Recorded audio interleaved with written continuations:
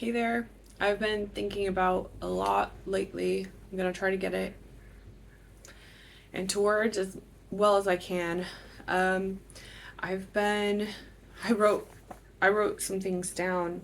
Um, I have been, you know, just kind of coming to the place where I'm like, okay, everything is still the same for me.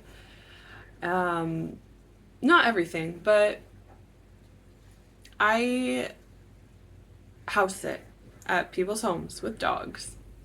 I'm alone a lot. Nothing wrong with that in and of itself.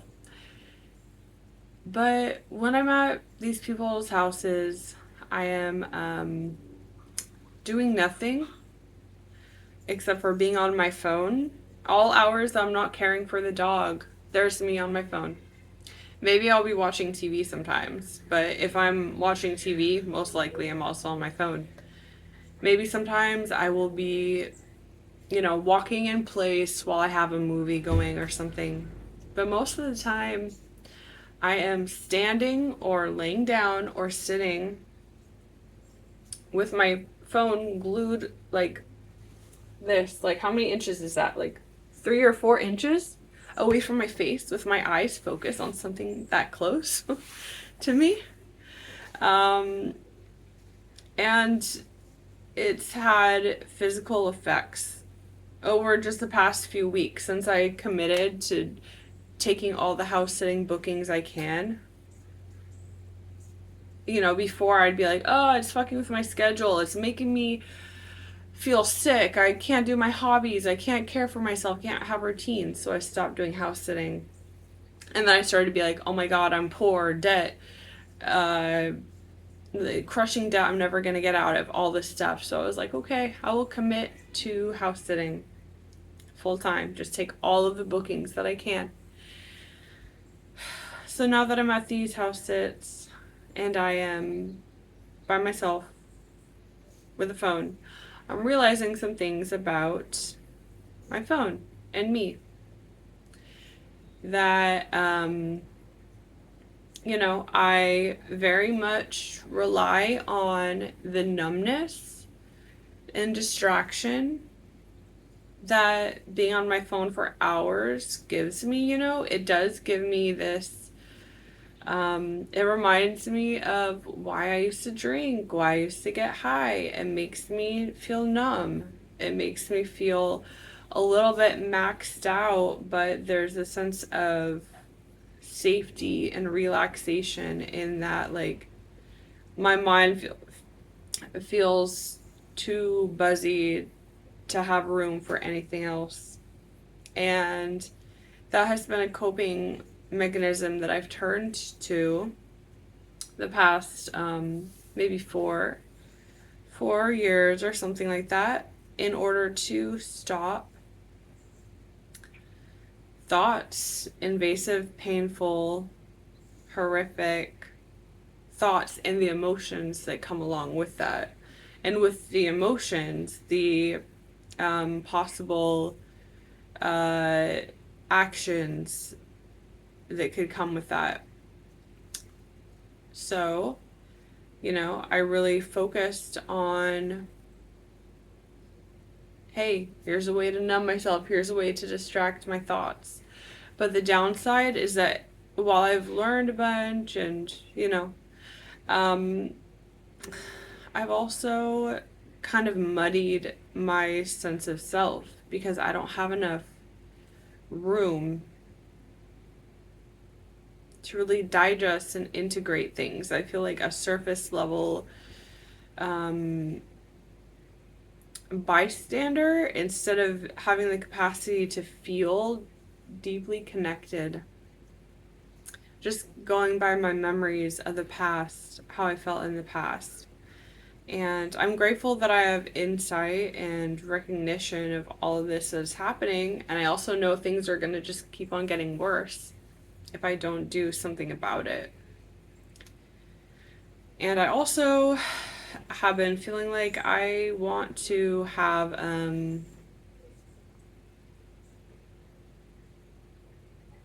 I don't know, that might be going too much in the pressure side of things because I'm like, imagine I might be able to make more money or have more fun with if I had some type of hobby or pursuit that I can funnel my energy into instead. But I think that is probably not the right stage that I'm at.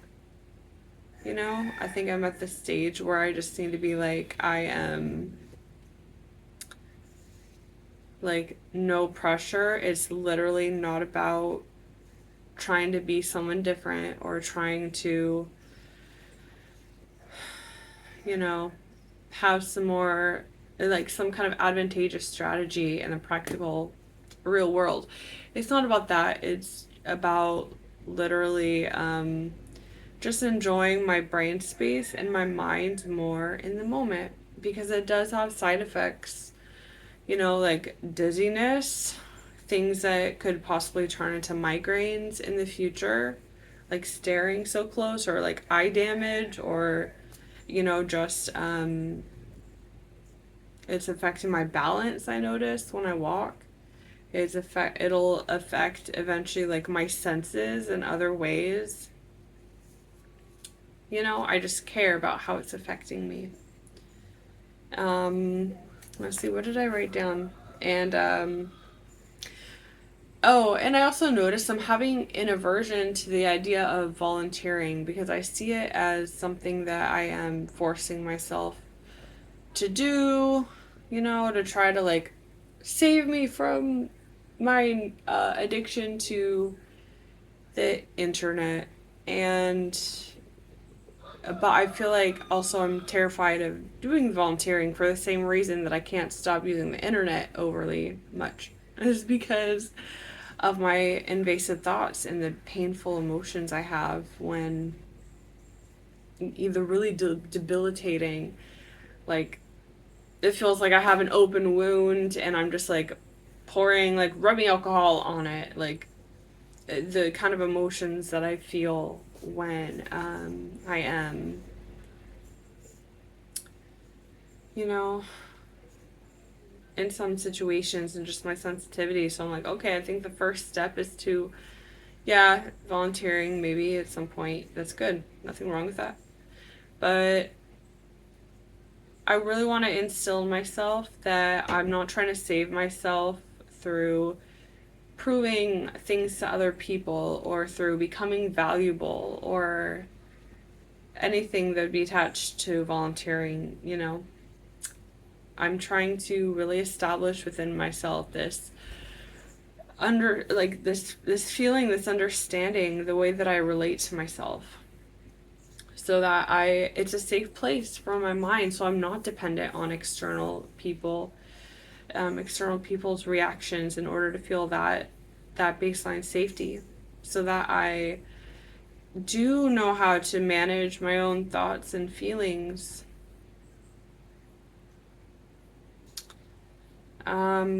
and have some experiences of success that at least have given me that emotional memory that like, oh, I can be feeling so terrified, so afraid, and then I do it. And not I do it like I force myself, but I do it meaning I get past the the terror, the anger, the shame, the flashbacks of physically harming myself that comes up in my mind a lot, you know. I've struggled with self-harm on and off throughout my life since I was a teenager. Um, let's see, what else do I got here? Um, I am on a yeah, it's a long-term journey for me to transition away from the internet into hobbies or other activities. But even, you know, the basic way that I make decisions, like sometimes I'll be on the internet for hours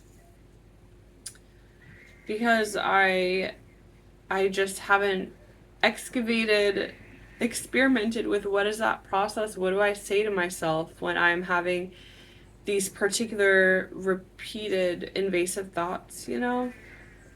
Like, what do I say to myself to legitimize myself and who I am and to agree, like, yeah, I should feel comfortable. I should do what I'm doing. There's nothing wrong. I don't have to shame. I don't have to hide. I don't have to force myself to change. I am truly good as I am right now. Just wanting to experience those types of thoughts and emotions for once in my life, and feeling like that's a really essential skill to have that I want to learn. And um,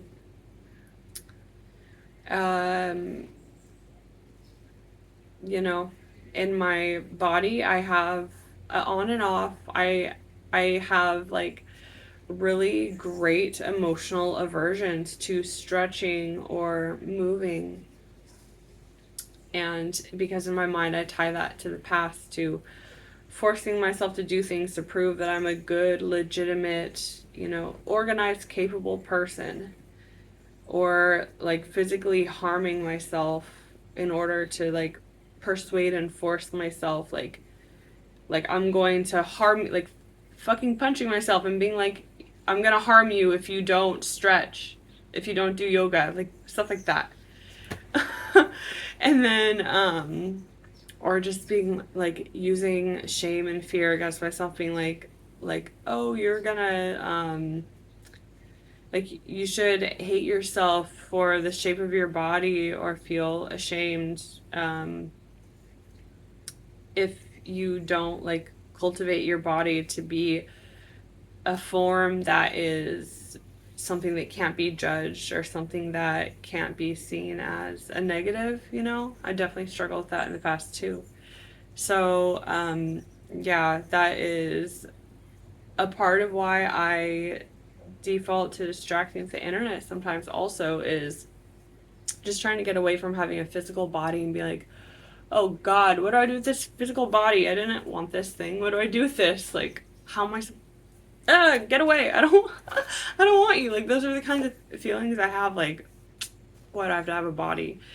And it's sad because I remember in the past when I was younger, like, got an alarm going off. When I was younger, like, working on farms and just hiking, being in nature, doing all these things that I loved with my body. And I'm so grateful that I had those experiences and memories, because I have something to compare to what I'm experiencing now, and kind of it lets me have things in a perspective to realize, like, okay, yeah, what I'm feeling and experiencing now is literally just kind of a part of the package, a part of the pros and cons. When I have, you know, when I don't have a good relationship, when my mind and my body don't have a good relationship of working together and they've been abusive to one another. I think sometimes my body has been abusive or caused harm to my mind by experiencing so much pain, and my mind hasn't helped my body to minimize the pain, like my mind and my body just have not been good partners. And I feel like I am the mediator, trying to help my body and my mind have a good relationship with one another, so that together we can all act as a complete organism and accomplish things together. So yeah, let's see.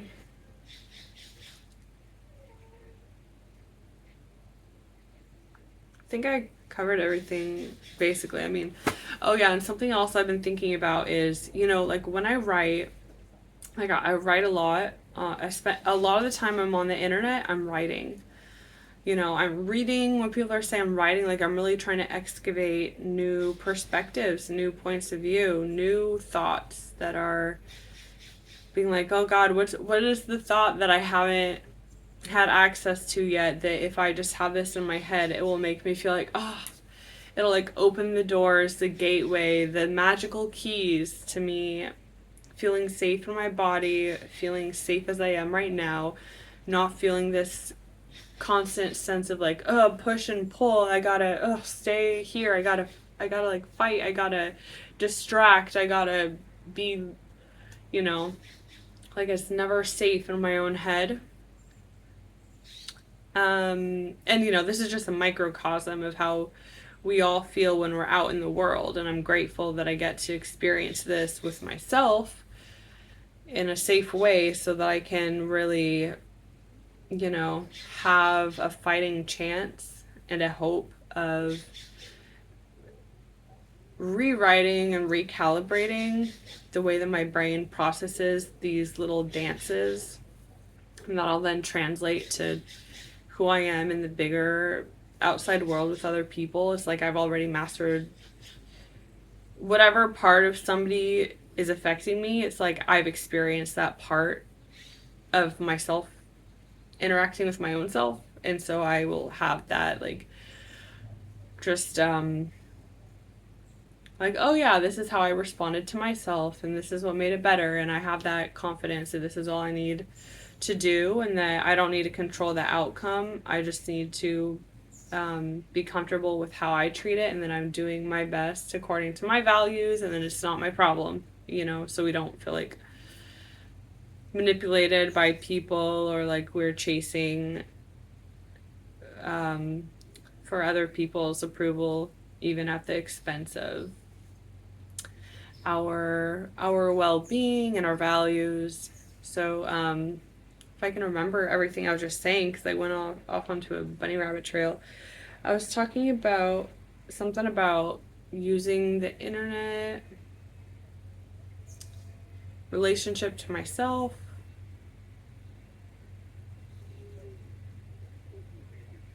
I don't know what I was talking about. Internet surfing. Oh yeah, writing. So with the writing, I I started feeling like, okay, yes, I have good intentions for writing. Like, I always have my phone with me because I capture through voice to text. I um I'm kind of obsessed with always trying to write, capture new thoughts and all that. And it's a good instinct. I love it. I'm grateful. But I also want to, I'm like, what would happen if I made it more easily accessible? Like everything that it takes energy, time, emotional fortitude, pain, suffering in order to kind of go through that rabbit trail of thoughts and arrive at a conclusion. That's what I'm doing when I write a lot of the time. And then, yeah, I come to the conclusion. It feels good. It feels released. I feel nice as captured on paper or digital paper. But then it's not organized in a way that I can access it again. It's scattered amongst Reddit, amongst Substack, amongst, I don't know, the thoughts that I say here on YouTube also. Scattered amongst random notebooks all over the place, like just little things I write down. It's scattered amongst my voice notes, I write a lot of notes in Chat GBT, because sometimes I'll like add questions and stuff in there, and also because I really appreciate a lot of the perspectives that are given in Chat GBT, and that has really been a huge factor also in helping me to be like, oh, here's another perspective that can help me not be so have this automatic shame and against myself and self-harm legacy type of perspective. So, I have all these writings, these notes in all these different places, and it's like, oh God, I can't access it when I need it. Yes, it is helping me process things and integrate a little bit, to be writing down, to be, all this stuff. Conversations are another thing that I think can fall into this. Sometimes you'll be talking and it'll feel so good in a conversation, but then it's just like, it's gone with the wind. It's gone with the wind.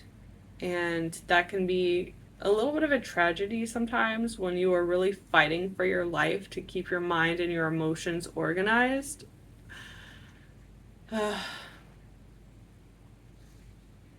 So so I'm just trying to figure out, okay, I don't want to try to force myself through huge changes. I know this is going to be a long-term process of, my positive inclinations of wanting to use the internet and my phone combined with, the pleasure, which is important also, the pleasure, the connection, the increasing of opportunities and likelihood of meeting people and ideas and but I want some different way to organize it all because it's getting to the point where I'm like, this isn't sustainable. I'm gonna be exhausted. I mean, it's not sustainable mentally, emotionally. So I just want to be a little bit more intentional, experimenting with the ways that I organize my thoughts, the conclusions I come to, so that it's easy for me to access in the future. And I was thinking, oh, I can make, how do I compile everything? And that's a scary process, because I'm like, okay, making YouTube videos about certain subjects that I sit down, think about, when it comes to kind of analyzing the progress that I've made and the things that I've learned over the past year or two in regards to how do I partner with myself. That's the main theme of what I have been learning. How do I better partner with myself? I can make videos about that, which is really helpful because it's a way to compile and process and integrate, and I can listen to it again. Same kind of idea is making kind of meditation, but what's it called? Affirmation type tapes of all the conclusions I come to. And I'm like, yes, these are beautiful ideas that would really help me to feel grounded in processing my story long term and kind of solidifying. It's kind of like I put all these little pixels out and then I'm zooming out. It's the next step where I'm zooming out a little bit and seeing the shape that the pixels form. And, making a video would be like that for me. But I'm like, oh God, that sounds really intimidating. How do I know?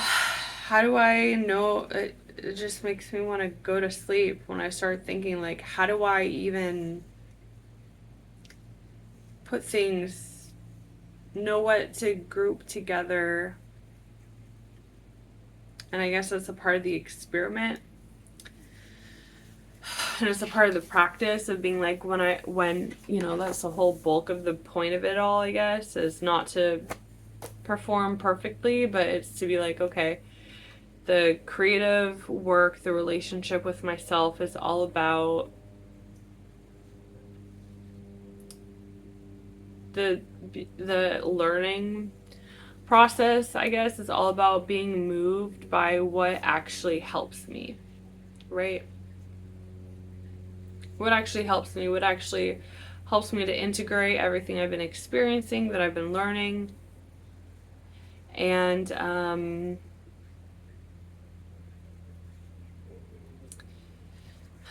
help myself remember in the future.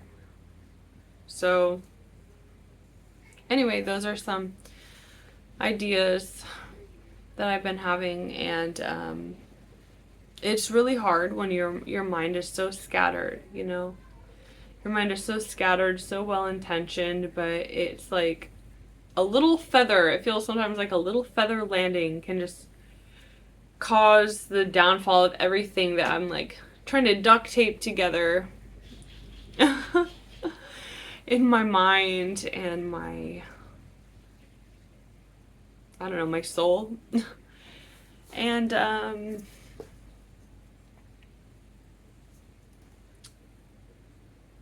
in some ways I have advanced, in other ways I'm struggling more, but I think the struggling, in a sense, is a removal of, it's a privilege to be feeling the struggle, because it means I'm at a different place in my life where I even have the ability to do some fine tuning, some surgery, some total learning and recalibration of how I partner with myself as a human being, like how I go about processing information, having grounded, conclusions that I understand, acting on them authentically, communicating to other people in a meaningful way, sharing of myself, just like being alive, the processes of being alive, that is necessary in order to survive long term, to sustainably survive. And,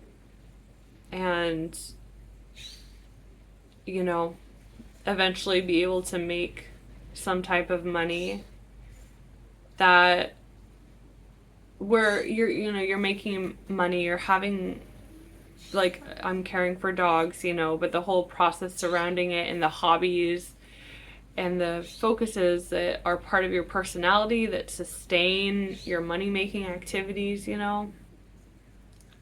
it's like, it just feels like it is good and it all comes together, and it is like not so much struggle involved, because one of my values is that the point of life is to enjoy it. If you're not enjoying it, then there is no point, like suffering is not good. Like euthanasia, please. Suffering is not good. There's no value in suffering. There's no nobility. Sometimes, it's good to honor people for their suffering that they couldn't avoid, but suffering should not be glorified, I think. So, anyway, this is pretty long, but I'm doing my best to process my thoughts and feelings and set down some kind of little reminder to myself. Some kind of like, plot point, stake in the ground. This is the direction that the story is going. Like, I'm trying with all my might to be like, go in this direction. And I'm proud of myself for trying. And anyway, hope this is helpful in some kind of way. It's helpful to me to be making it and to be, processing.